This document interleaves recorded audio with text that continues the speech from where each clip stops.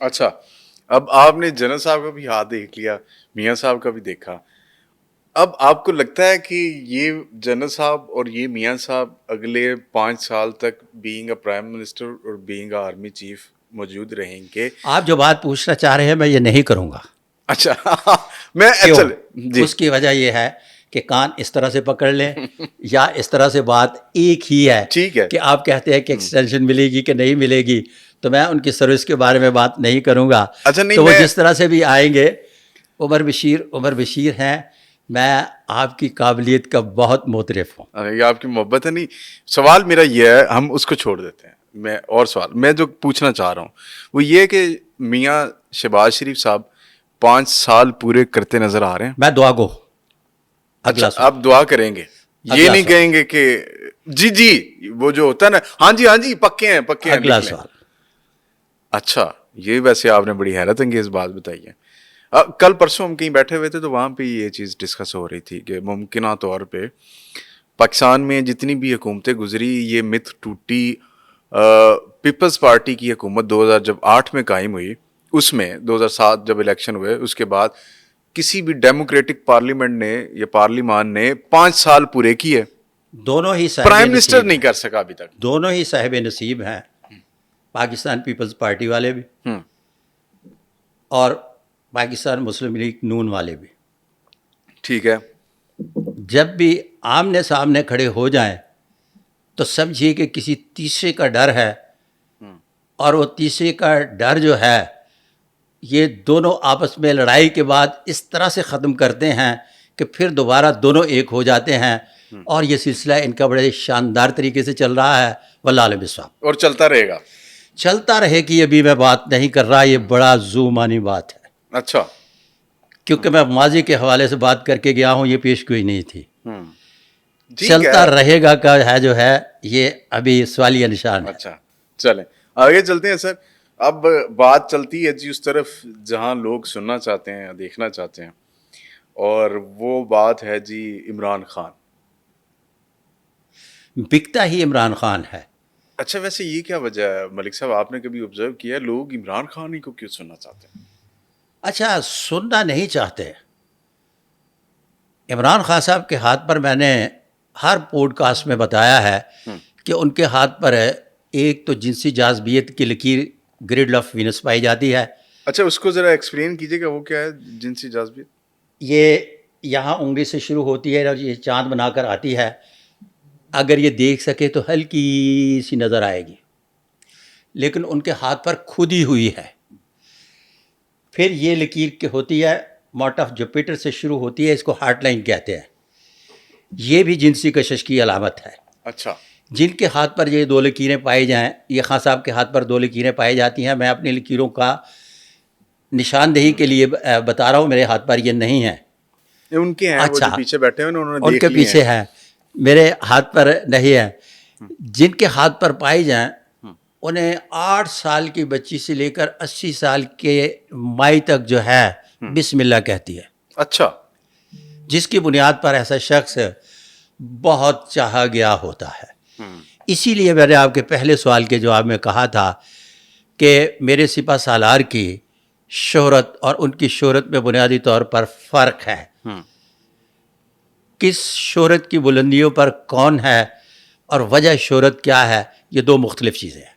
اچھا ٹھیک ہے.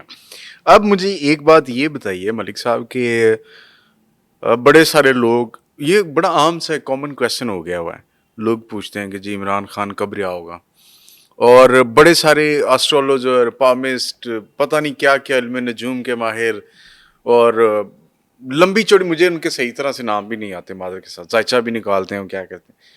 بڑے سارے لوگوں نے تاریخیں دے دیں اور وہ تاریخیں گزر گئی ہوئی ہیں، اور انہوں نے تاریخیں دوبارہ گزری ہوئی تاریخوں کو دوبارہ زندہ کیا. نہیں جی ہم نے بتایا تھا اس طرح کر کے اس میں 3 مہینے ایڈ کر لیں تو وہ 6 ہو جاتا ہے، 6 کے بعد پھر یہ 9 ہو جائے گا.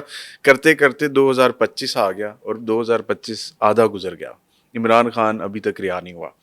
میرا سوال یہ ہے، ویسے تاریخ آپ نے بھی نہیں دی تھی، آپ نے شاید ایک جگہ پہ ریفرنس کے طور پہ کہا تھا کہ مجھے میں نے پتہ ہے. تاریخ نہیں دی کہ کب رہا ہوں گے. آپ نے کہا مجھے پتہ ہے اور میں نہیں بتا پاکستان سکتا. کا واحد پامیسٹو جس نے ان کی رہائی کی ایک بھی تاریخ نہیں دی. اچھا اب آ رہی سمجھ کہ سمجھ آ رہی ہے اچھا کہ 2025 میں حالات اس طرف اپنا جھکاؤ لیں گے کہ 8 سیڑھیوں کے بعد چھت آتی ہے اور پھر دنیا نظر آنا شروع ہوتی ہے. 8 سیڑھیوں کے بعد چھت نظر آتی ہے اور پھر دنیا نظر آنا شروع ہوتی ہے.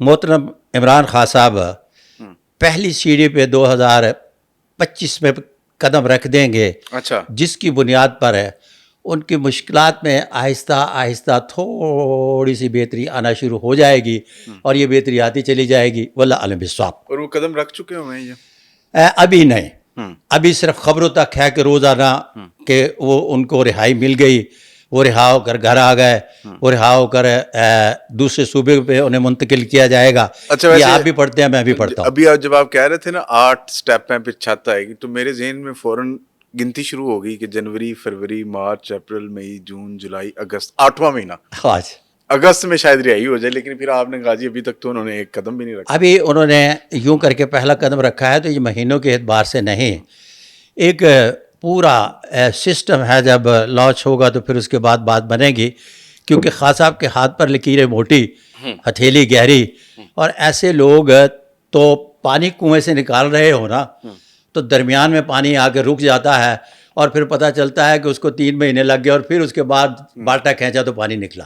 اچھا, بہت سارے لوگ ہیں جی ہمارے بڑے سینئر صحافی ہیں, انہوں نے تاریخیں دے دی ہیں, تو میں چاہ رہا ہوں کہ ذرا اس تاریخ پہ بھی روشنی ڈال دی جائے.